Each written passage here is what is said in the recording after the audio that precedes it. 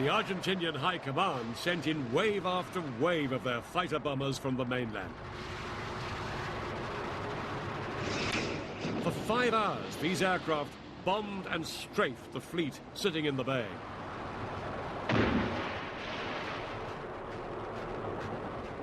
The surrounding hills made it almost impossible for the ship's radars to detect the enemy aircraft, so the British were unable to get a fix on the attacking planes until it was too late.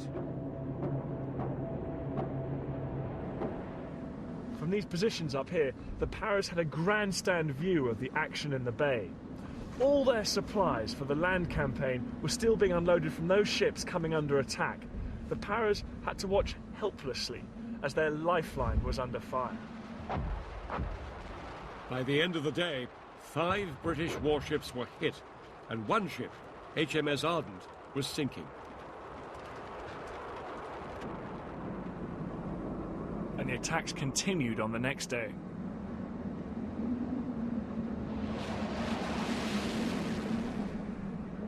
The British had positioned anti-aircraft missiles around the bay, but it would be days before these delicate units were operational.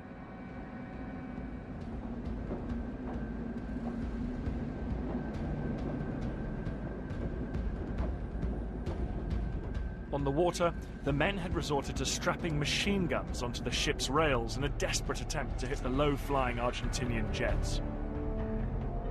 More conventional anti-aircraft guns, some operated by sailors as young as 17, did score a few successes. But all these efforts did little to blunt the relentless onslaught of the Argentinian Air Force.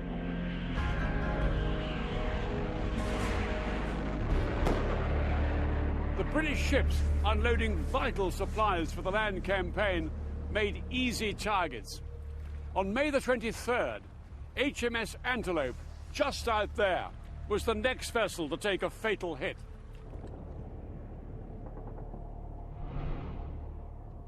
We watched with lumps in our throats as Antelope raged with fire and finally sank. She was our escort and everybody felt a great loss. She was more than just a ship to us.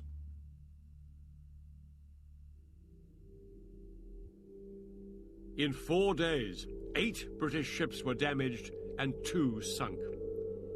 During these attacks, 25 men died and many more were injured. While the British were reeling from the attacks in San Carlos water, the Argentinians were celebrating their triumphs.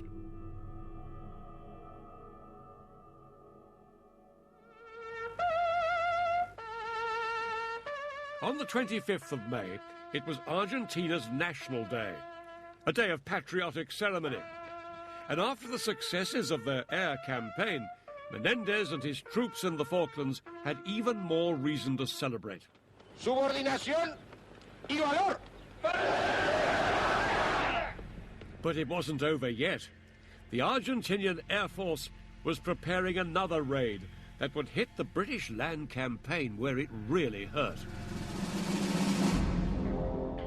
A massive container ship, the Atlantic Conveyor, had just arrived from Britain. She was loaded with thousands of tons of supplies, but more importantly, the helicopters needed by the British forces to get them to Stanley. She was preparing to go into San Carlos that night. At 3:36 p.m. on the 25th of May, 2 Argentinian aircraft flying from the mainland picked up the British carrier group just off East Falkland. Once in range, they released their Exocets. The missiles locked on to 2 frigates. The ships fired up metal foil to confuse the missiles' radar, and the Exocets veered away. But then they found another target, the defenseless Atlantic Conveyor.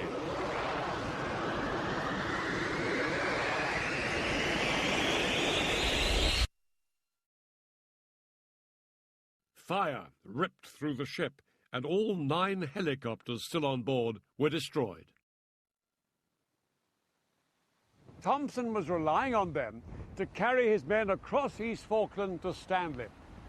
At one stroke, most of his transport had now disappeared. Margaret Thatcher wanted Stanley back in British hands quickly, but the main British force was still 50 miles away.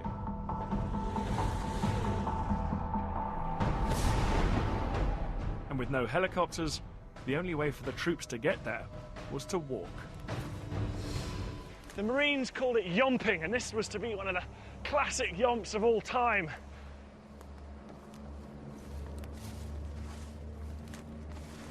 Men carried up to 120 pounds of kit on their backs through very uneven ground and with the rain lashing down. The men had 4 days of hard marching ahead of them.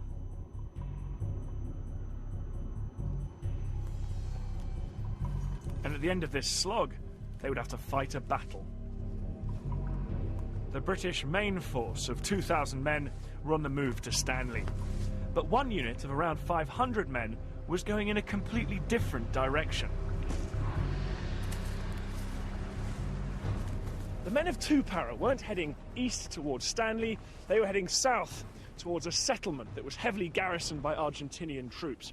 They had been ordered to win a quick and morale-boosting victory, but the battle that lay ahead of them wouldn't go as planned. The name of the settlement was Goose Green.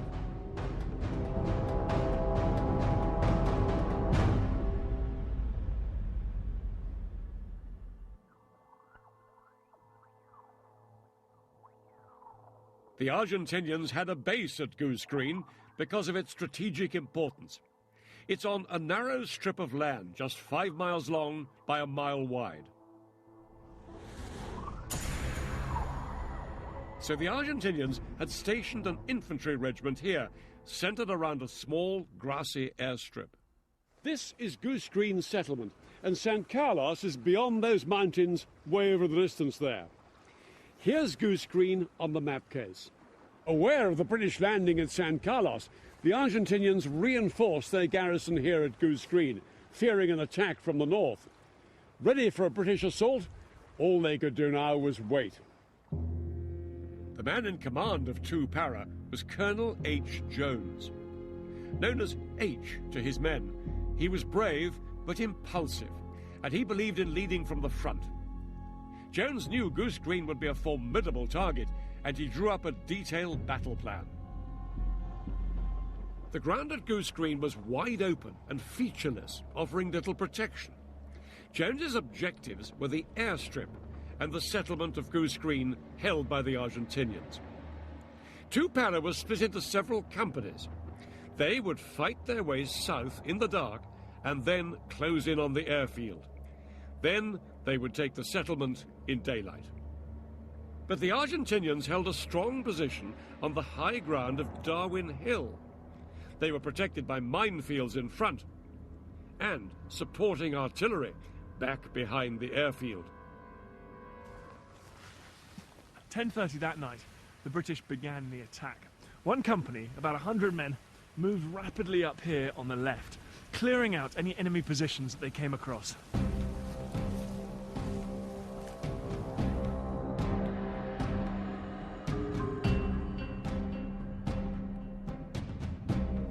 Two-Para were making good progress until they reached this spot on the north side of Darwin Hill. This was the point at which Colonel H. Jones's plan started to go badly wrong. One company were pinned down there by fire from well-placed machine guns up on the hill. It was rapidly becoming clear that there were more Argentinians than they had thought, and what's more, their will to fight was strong. Then the sun began to rise and light flooded across Goose Green, illuminating the men on the wide-open battlefield. The men of Two-Para on the low ground were completely exposed to Argentinian fire and couldn't advance. Somebody had to do something.